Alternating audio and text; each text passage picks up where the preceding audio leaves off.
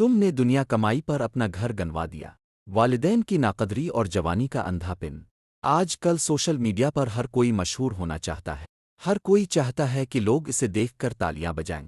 لیکن کیا کبھی گھر کے اس کونے میں جھانک کر دیکھا ہے جہاں وہ بوڑھے ماں باپ بیٹھے ہیں، جن کی وجہ سے آج تم اس قابل ہوئے ہو؟ ہم نے اولاد کو ڈاکٹر بنایا، انجینئر بنایا، اسے پیسہ کمانا اور بچانا تو سکھے، انسان بننا بھی سکھایا ہوتا۔ آج وہی اولادہ اپنی بیوی کے کہنے پر اپنی آسائش کے لیے ان ہاتھوں کو چھوڑ کر آ جاتی ہے جنہوں نے اسے چلنا سکھایا تھا۔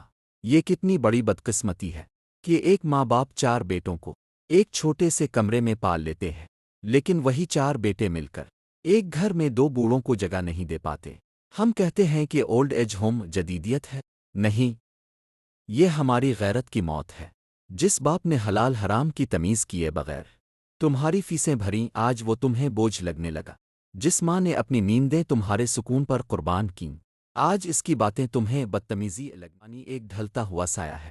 آج جو تم اپنے والدین کے ساتھ کر رہے ہو، تمہاری اپنی اولاد وہی تمہارے ساتھ دہرانے کے لیے تیار کھڑی ہے۔ ہم نے بچوں کو یہ تو بتا دیا کہ بینک بیلنس کیسے بڑھانا ہے، لیکن یہ نہیں بتایا کہ حلال کیسے کمانا ہے اور رشتوں کو کیسے نبھانا ہے۔ آج کا جوان اپنی بیوی کی ہر جائز و ناجائز بات مانتا ہے کیونکہ اسے وہاں سے لذت ملتی ہے، لیکن وہ یہ بھول جاتا ہے کہ جنت ماں کے قدموں تلے ہے، بیوی کے قدموں تلے نہیں۔ اگر آپ کی بیوی آپ کو آپ کے والدین سے دور کر رہی ہے تو وہ آپ کی ہمدرد نہیں، آپ کی آخرت کی دشمن ہے۔ کیا کبھی سوچا ہے کہ اس خالی کمرے میں وہ بوڑھے ماں باپ کس امید پر بیٹھے ہوں گے؟ وہ آج بھی تمہاری کامیابی کی دعا مانگتے ہیں اور تم ان کے لیے بوجھ کا لفظ استعمال کرتے ہو۔ اے جوان، یہ طاقت، یہ پیسہ، یہ جوانی سب فانی ہے۔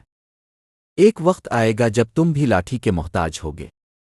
اس وقت کو یاد کرو اور اپنے والدین کی قدر کرو اس سے پہلے کہ وہ مٹی تلے جا سوئیں اور تمہارے پاس صرف پچھتاوا رہ جائے۔ اپنے بچوں کو صرف پیسہ کمانا نہیں بلکہ ادب سکھائیں، ورنہ کل اولڈ ایج ہوم کا اگلا نمبر آپ کا ہوگا۔ میری باتیں بہت کڑوی ہیں، شاید کسی کے دل کو لگی ہوں، لیکن یہ وہ سچ ہے جو آج ہماری گلیوں میں ہو رہا ہے۔ اگر میری کسی بات سے آپ کو تکلیف پہنچی ہو تو میں تہ دل سے معذرت چاہتا ہوں، میرا مقصد صرف اصلاح ہے، تذلیل نہیں۔ اللہ ہمیں اپنے والدین کا فرمانبردار بنائے، آمین۔ آپ کو کیا لگتا ہے؟ کیا والدین کو الگ